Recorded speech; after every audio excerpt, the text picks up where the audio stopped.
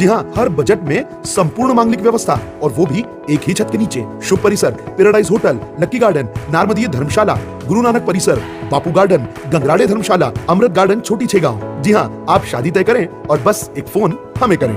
RNK catering and events, Ritesh Kapoor और श्याम कपूर साथ ही पाए एक विशेष ऑफर। जन्मदिन, सगाई, BC और छोटी पार्टियों के लिए शुभ परिसर और लक्की गार्डन में हॉल एकदम फ्री।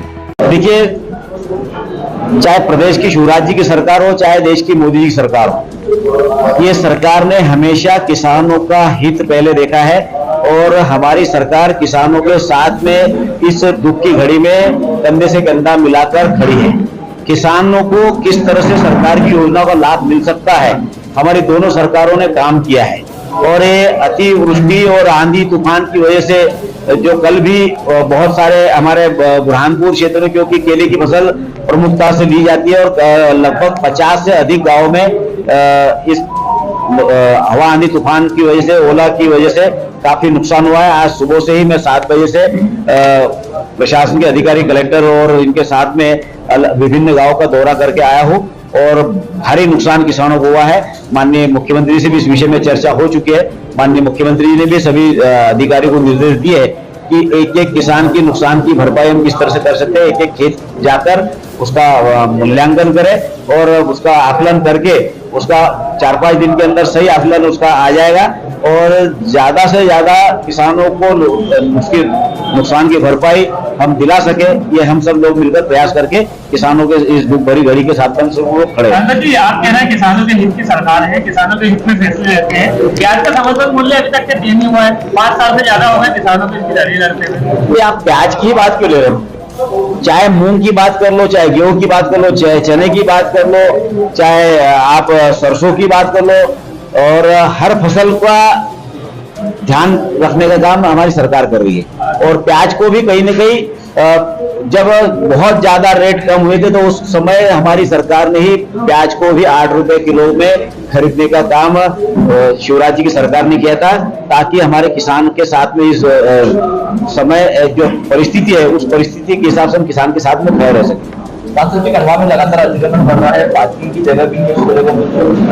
देखिए, अतिक्रमण करने वाले भी अपने ही लोग हैं और उसका समाधान भी अपने को ही निकालना पड़ेगा। हम तो लगातार प्रशासन को प्रेशर भी करते हैं कि जो अतिक्रमण हो रहा है उसको भी ध्वस्त किया जाए, और जिन लोगों ने भी अतिक्रमण किया है, आप भी देख रहे हैं कि अतिक्रमण वालों को जो है बुलडोजर चलाने का काम भी शिवराज जी की सरकार कर रही है। आप तो सड़क पे उतर चुके हैं, आपको अफसरों के साथ हुआ तो कुछ नहीं, मतलब आपका भी कोई, लेकिन हमने ऐसा लग रहा है। ऐसा नहीं है। हमने व्यापारियों की तरफ से, हमारे कार्यकर्ताओं की तरफ से बार बार आया कि अभी ये त्योहार है, इसको थोड़ा छूट दो, रोजगार से लगे, रोजगार से लगे। 7 साल पहले एक काम नहीं किया, कुछ भी नहीं हुआ।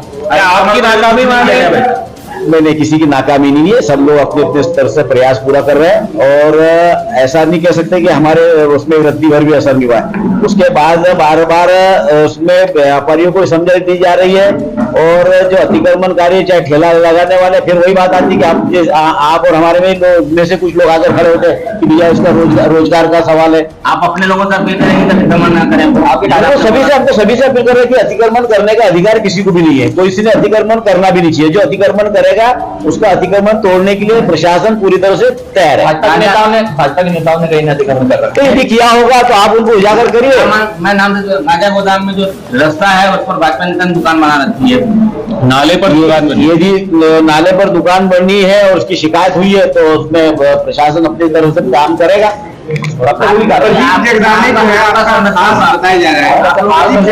हमारा किसी नेता का संरक्षण किसी को प्राप्त नहीं है और ना ही हमारा नेता को इनाम प्राप्त उस पर इनाम जिला प्रशासन ने रखा है, प्रदीप जगत फोटो भी है, आपका प्रतिनिधि भी है, उसका लेटर भी है। क्या आपने बर्खास्त क्यों नहीं किया? ऐसे लोगों का संरक्षण कहीं ना कहीं राजनीतिक संरक्षण। देखिए, प्रदीप जगदन्ने जी जो है हमारा मंडल का अध्यक्ष है, पार्टी का कार्यकर्ता है और जो उस पे इनाम घोषित हुआ था वो दिन भर में 10 लोगों के काम निपटा था थाने से, लेकिन उसको ही नहीं पता कि जब चुनाव 2018 के चुनाव के समय उसका जो विवाद हुआ था वो विवाद से उसने जमानत नहीं करवाई और वो कोई ना तो उस पर कोई किसी प्रकार का कोई गुंडा बदमाशी का आरोप है, एक झगड़ा हुआ था और झगड़े के कारण वो अपनी जमानत कोर्ट से मामला निपटा नहीं पाया, उसकी वजह से उस पे इनाम घोषित कर दिया। उसके बाद में जब इनाम घोषित होता पता चला उसको कि मेरे पे कोई केस दर्ज है। मतलब आप मानते हैं